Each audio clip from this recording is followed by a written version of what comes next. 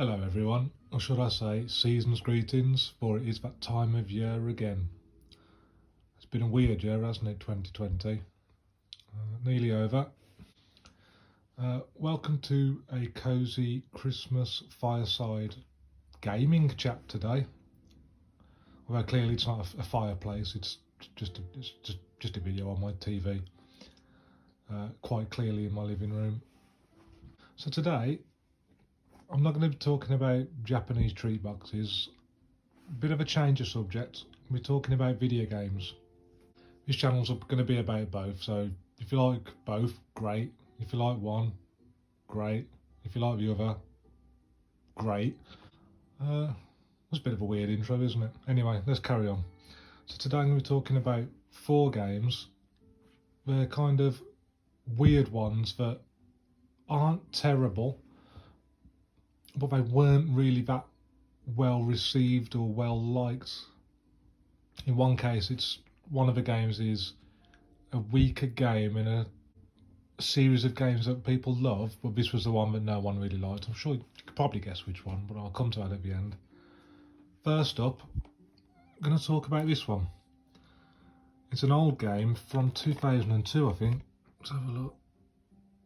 Yeah, 2002. Prisoner of War, Codemasters game. It was a budget game at the time, I remember. You can get it quite cheap now. Not awful graphics, but not the best either.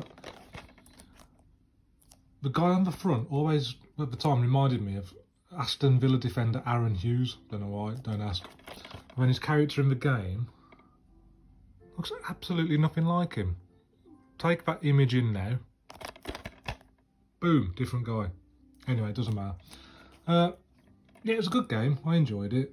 Like I said, it was budget. The graphics were okay. The mechanics were okay. It was cool going around all the different prison camps. I'm sure there's Colditz and Auschwitz and all that. Not a massive World War I or II fan, but I seem to like quite a lot of the games. Not to take anything away from everything, a bit deep to go into in a video about video games, but just not a massive fan of the subject, like film-wise and history-wise, books-wise. But some of the games are really good, like Medal of Honor, Call of Duty, stuff like that. This was a really, really good game. I've got no footage to show you. I'm not one of those YouTubers that's got a professional setup and a capture card and all that. You're on YouTube, you can search for Prisoner of War gameplay. I think it was on the PS2 and PC. I always had the Xbox version. I got this about a month ago off eBay, second hand. Yeah, it's a really good game. I enjoyed talking to all the different campmates. I'm sure you had to barter with them, like they wanted cigarettes or chocolate or beer or various other stuff in return for favours to help you get out of that camp. And I just remember having a really good time with it. It was nothing amazing, but it's just always stuck in my mind. Yeah, I'd recommend this if you've got an old Xbox and an old CRT TV. You can't really go wrong with that. It's cheap and it is a good game. Not the best, but it's okay. I enjoyed that. A solid 7 out of 10. But I don't think it sold particularly well. Definitely wasn't that popular. Like I say, maybe because it was a budget game, but I think it's one of those cult games. Yeah, give it a go. Give it a go. It's good. Right. This game is a bit of an in-joke between me and a friend of mine. He absolutely ripped the piss out of me for buying this. It's essentially an underwater exploration game. And those who know me, well, those who like video games that know me, know I'm a bit of a nerd for water graphics. This is quite high up on my water graphics scale of awesomeness, because it tickles my fancy for water graphics. Never said I was normal. Yeah, this is a strange game. Again, bit of a budget one, I think. The graphics when you're out of water are awful, terrible. But once you're under the ocean, it comes to life. Fantastic soundtrack. It's not an opera singer. I think it might be an opera singer or something like that. I think it was Hayley Westenra. Really good soundtrack. Not my usual type of music, but it just fit with this game. When did this one come out? 2007. Okay, so it's one of the early Wii games, I think. Was it 2006 or 2005 the Wii came out? Anyway, yeah, give this a go. It's a good game. It's got a sequel which is on the shelf somewhere, but I've never played the sequel. I just always stuck with this one. No, it's a decent game. It's worth a go now and again. It's cheap. It's like between 5 and 10 quid with postage. The sequel could be better. The sequel could be mind blowing. I don't know yet. I've not played it yet. I will play it. But yeah, this I'm sure you had to take photos of the fish, discover new areas, and I'm sure it kind of hinted at a different civilization from before, something like that. Bit similar to Abzu, if anyone's played Abzu. That's another good game, another good underwater diving game. Yeah, that's really good. I like both. I'm not going to say one's better than the other. Yeah, give this a go as well. Right, next up, what have we got? Ah, yes, Test Drive Unlimited 2.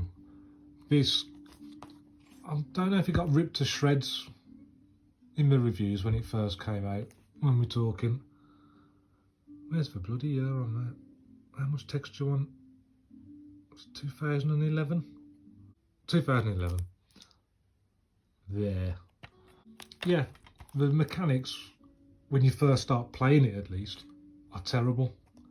But I think most people didn't realise there was a reason for that.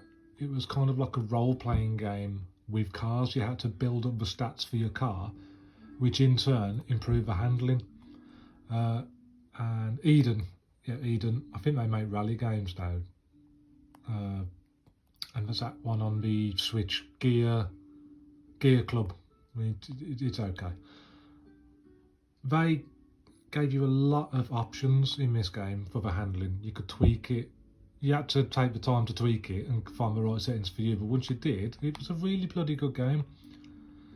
Kind of an early version of The Crew and The Crew 2, but this was set in Ibiza, and I think it had Hawaii on it as well from the first game.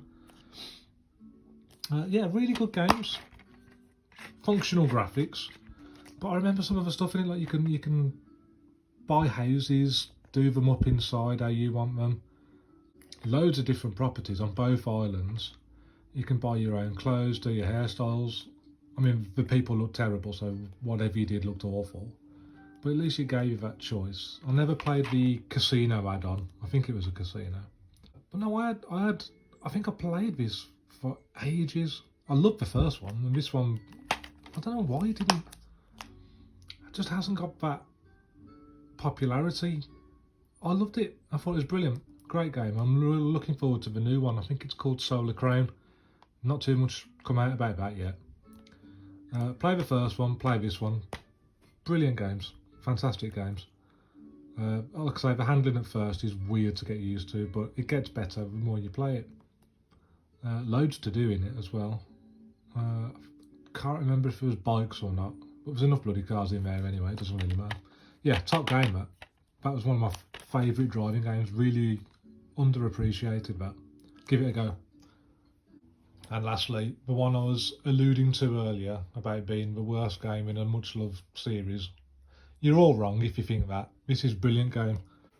Everyone's much maligned Zelda rip-off, Star Fox Adventures. I love this bloody game.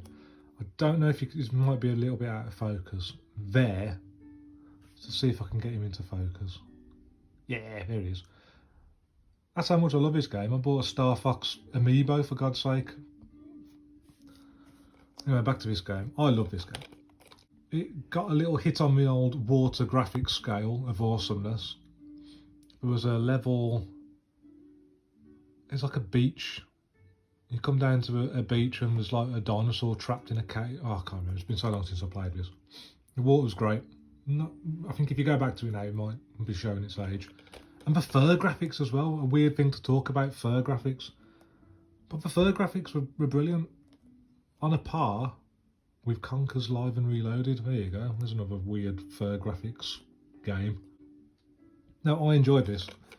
Probably because it was my first Star Fox game. I know. I don't like flying games. Lilac Wars was boring. I've got the Star Fox game on the Wii U. You can't see it's above this one. I don't know what it is. It didn't do anything for me. But this, because I love Zelda and RPGs and exploring, this ticked all the boxes for me, and I had a blast with it. It was great. Don't know why everyone hated it. I know it was originally Dinosaur Planet, wasn't it, on the N64, and they kind of retconned Star Fox into it so it could sell a bit more. I'd love a remaster of this. I think it deserves it. I mean, if you changed a few little things, added a few more bits and bobs, I think this could find a new audience. I mean, if you've got a GameCube collection, you need to add this to it. I don't care what everyone else says, it's a fantastic game, loved it. The atmosphere in it, it almost was part of it, but almost felt like old-timey English countryside-y with the brick walls and the arches and the snow. Yeah. Very atmospheric, this game. It's great. This is one of my all-time favourites. It gives me that warm, fuzzy feeling of times gone past, which is quite apt considering it's Christmas and we all love our nostalgias at Christmas. Creepy, blurry Santa Claus, tickle, tickle, tickle your beard. That was odd, wasn't it? Thank you for listening to my waffling on. If you're not interested, just give me a like. Just give me a like. Hopefully that was a bit interesting. Someone who likes video games, and especially older games. I might do more videos. I've got some more games, and definitely some more games on the list of games yet to buy that fall into this weird games that everyone else seemed to hate that I loved. Yeah, I might do another one of them. I like it. I enjoy it. Hopefully my voice wasn't as boring and monotone as my other past Japanese videos.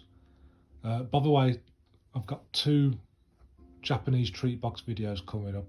I've had the delivery notification today for the Boxu box, and I think it's December or January's Tokyo treat box. So they'll be coming up soon, and I shall gorge myself on Japanese goodies once more. I'll actually eat them this time instead of just showing you the packaging. Right, I'm going to sign out now. I'll wish everyone a Merry Christmas, and thanks for watching. Take care, guys. Bye.